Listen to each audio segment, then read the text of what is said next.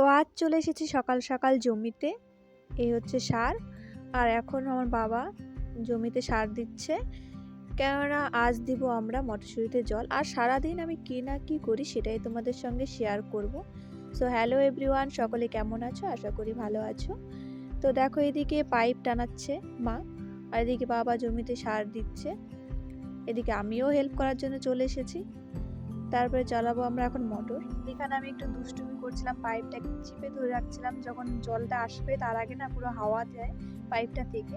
তারপরে এখানে আমি একটু দুষ্টুমি করছিলাম, যাই হোক। তারপরে মোটর চালানোর পরে দেখছি এখানে পাইপটা ভীষণ ফাটা। তারপরে বাবার বাড়ি থেকে একটা ছোট একটা টুকরো পাইপ নিয়ে আসলো।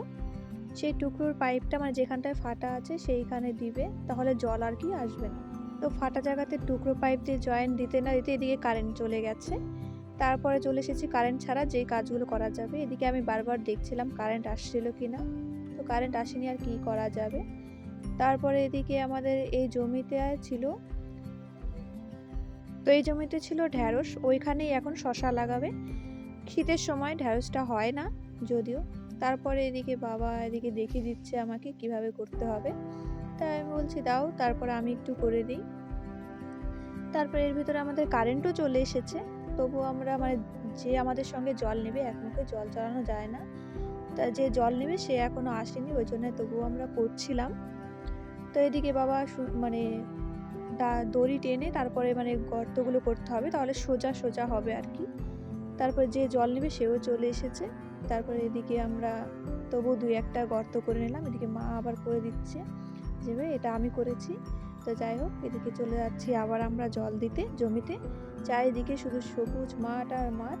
তা বাবার মা আসতে একটু লেট হচ্ছিল, ওই জন্য আমি এখানে পাইপ চিপে জল দিচ্ছিলাম।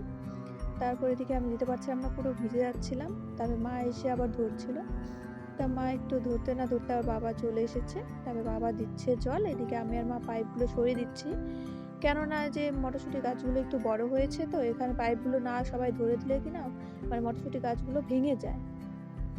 তারপর মা বললো তুই বাড়ি চলে যা, আমরা পারবো। তারপর আমি এখানে চান দান করে নিয়েছি, এখন আমি দেবো পুজো। তারপর আমার চান দান হয়ে গেছে, আমি একটু মাথাটা চিরুনি করে এখানে ক্লিপ দিয়ে তারপর চলে গেছি। যাওয়ার আগে দেখি কালী এসে ডাকছে, মানে ওনার খিদে পেয়েছে এখন। এর ভিতরে আবার আমাকে বলছে মোটরটা চালিয়ে দে, আমি এসে আবার মোটরটা চালিয়ে দিলাম। তারপর এদিকে আমি সুন্দর করে ঠাকুরঘরটা লেপে নিচ্ছিলাম।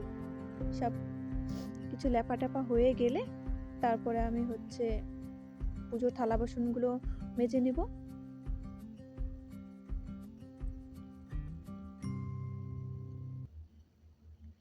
এদিকে আমার প্রায় কমপ্লিট লেপা। তারপর আমি পুজোর থালা বাসনগুলো নিয়ে গেছি, পুজোর থালা বাসনগুলোও ধুয়ে নিচ্ছি।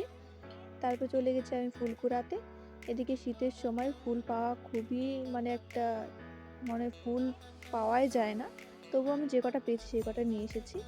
এদিকে আমি পুজো দিচ্ছি, তো আমার পুজো দেওয়া প্রায় কমপ্লিটের দিকে।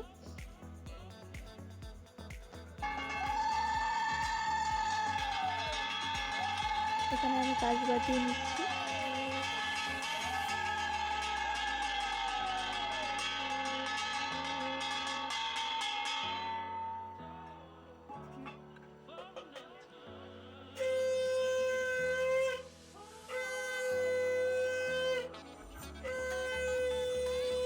তো ভিডিওটা এই পর্যন্তই, আর আমার পুজো দেওয়াও হয়ে গেছে। ভিডিওটা ভালো লাগলে লাইক করে দিবে। তো টাটা, সবাই সুস্থ থাকবে।